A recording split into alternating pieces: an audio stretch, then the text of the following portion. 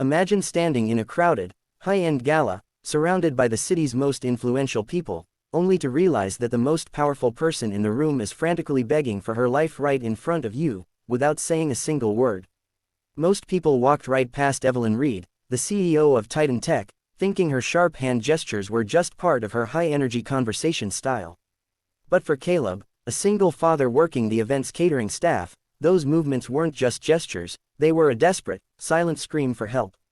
If you want to see how a simple act of kindness can turn into a life-saving miracle, make sure to hit that like button and subscribe, because this story proves that the heroes we need are often the ones we overlook. Caleb's life was a constant cycle of sacrifice and exhaustion. After losing his wife to a sudden illness 3 years prior, he had become the center of his 7-year-old daughter Lily's world. Lily was born profoundly deaf, and Caleb had spent every spare moment and every extra penny learning American Sign Language so his daughter would never feel alone in a silent world. On this particular night, Caleb was exhausted, working a double shift at the city's most prestigious tech gala to save up for Lily's upcoming surgery. He moved through the sea of tuxedos and silk gowns, feeling invisible, until his eyes locked onto Evelyn Reed. She was the guest of honor, a woman known for her iron will and brilliant mind. But as she stood near the velvet curtains of the balcony, Caleb noticed her hands weren't just moving, they were signing. Hidden behind her back, out of sight of the man standing uncomfortably close to her, her fingers spelled out a chilling message: "Help me.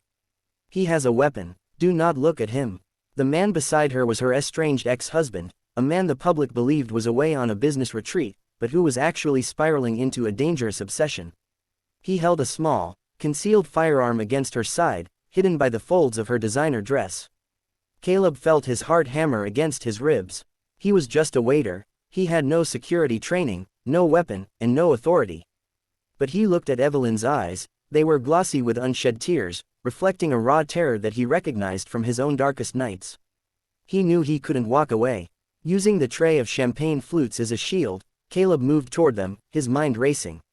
He didn't call for security, fearing the man would pull the trigger the moment a uniform appeared. Instead, he waited until he was inches away and, accidentally, tripped, sending a dozen crystal glasses shattering to the floor and drenching the attacker in expensive bubbly. The crash was deafening. The attacker instinctively jumped back, his grip on Evelyn loosening for a split second as the crowd gasped and turned toward the noise. In that heartbeat of chaos, Caleb grabbed Evelyn's hand and pulled her behind a heavy marble pillar, shouting for everyone to get down. The attacker, disoriented and suddenly the center of attention, tried to reach for his jacket, but the gala's security team, alerted by the commotion and Caleb's deliberate distraction, tackled him to the ground before a single shot could be fired. The room fell into a stunned, suffocating silence as the man was led away in handcuffs. Evelyn stood trembling, her composure finally shattering as she collapsed into a chair. What happened next is what truly stunned the city. Most expected the CEO to give a formal statement and disappear into her private life. Instead, a week later, Evelyn showed up at the humble apartment complex where Caleb lived. She didn't come with a check, she came with a translator and a team of specialists. She had discovered that Caleb was a single father struggling to afford his daughter's medical needs.